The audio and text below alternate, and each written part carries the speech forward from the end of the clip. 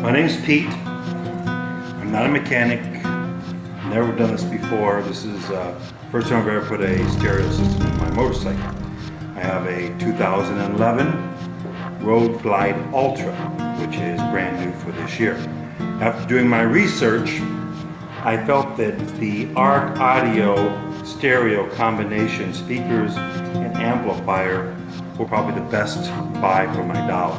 This is the Impact 4. M as in Mary, Pack, P-A-K 4. And this by ARC Audio. You can see there's a huge difference. Went from 5 1/4 to 6 1/2. Both have tweeters. Obviously this is a much more substantial speaker, demanding more power. So this is the stock speaker, which we're not going to be using. This is the amp. This is the ARC amp. Low distortion, fairly reasonable size, easy to work with. There are adjustments in here and I'll tell you more about that later. But it's pretty simple. On the 2011 Road Glide Ultra, the space has been changed and the wiring's been changed. So you have to kind of be careful what you're doing and read your instructions. This is the spacer kit that allows you to take the 5 1/4 speaker out and put in the 6 1/2 speaker. Now, if you notice, this speaker system here has a cone to it. Now, you want that cone facing to the outside of the fairing, pushing the sound towards the center. By doing that, you get the sound moved toward it. Now, this is going to be like this. And you have to, once you mount these to the inside of your fairing, these 3 holes like this, which I use these 3 screws like this. I chose to go with, they give you screws, the silver ones, but I chose to get some black ones because I'm funny like that. I like to keep everything consistent.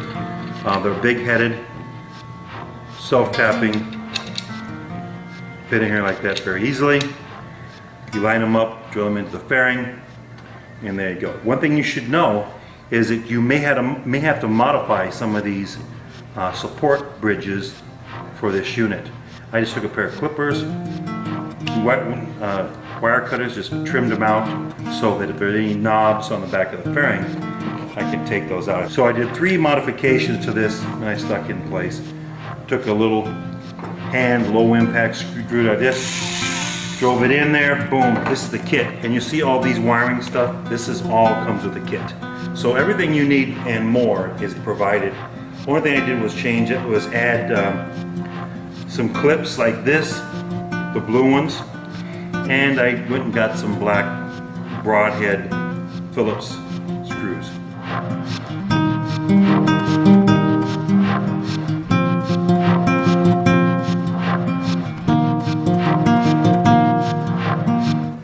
The cone is here.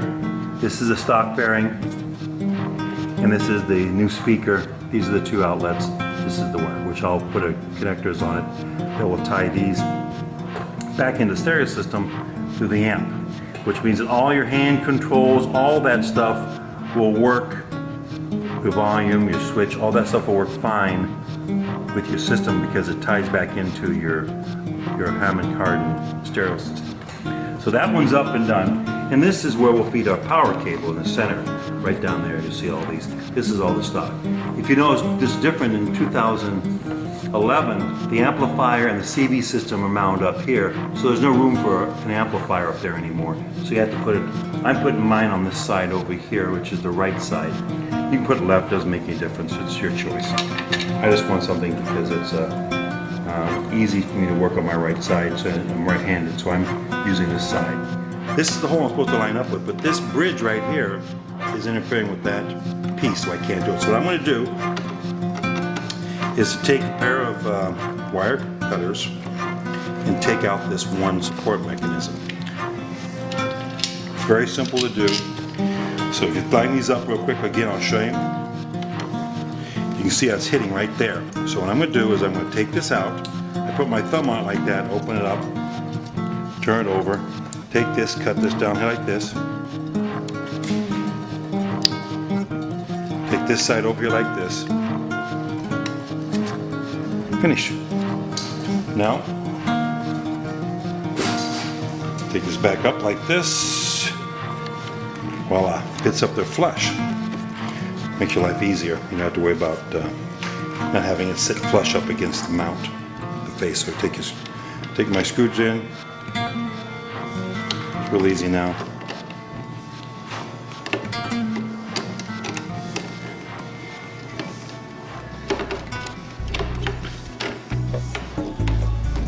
So get the screw started.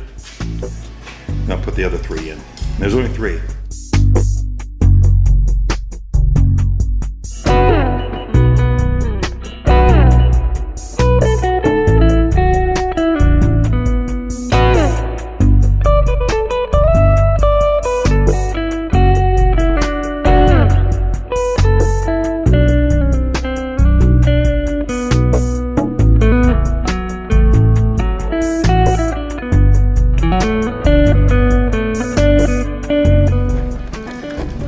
So we got 4 screws in it. You can use the stock ones if you want. I prefer the longer ones. They have I don't know, I'm just kind of precautious kind of guy that I am. I just like to be sure. So those are on there. You can see it's nice and sturdy. All the mounts are good, and everything fits flush up here because I did the modification to the adapter ring, so it stays flush up against the factory piece. And you can see my connectors over here towards my old feeds, which will feed with new ones.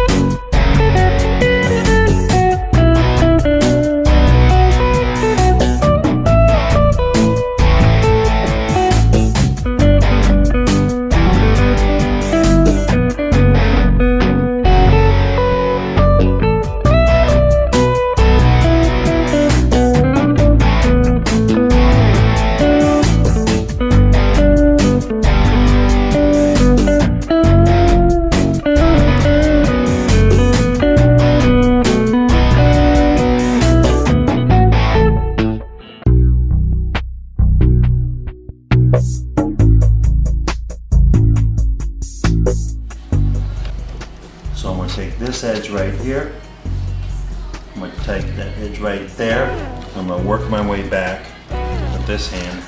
I'm going to grab the paper, I'll show you here real quick. Grab the paper with this hand like that. I'm going to force it back like that. This is the base frequency which you adjust to by your ear. That's why you have to have it visible out here. You have the BX2, which is for the bass, that's on. You have the gain right between the A and the I, and the both the right, you have it between the 80 and 99 as well. A little bit past actually, but that's okay. But you can see right there, it's at. So now we're going to put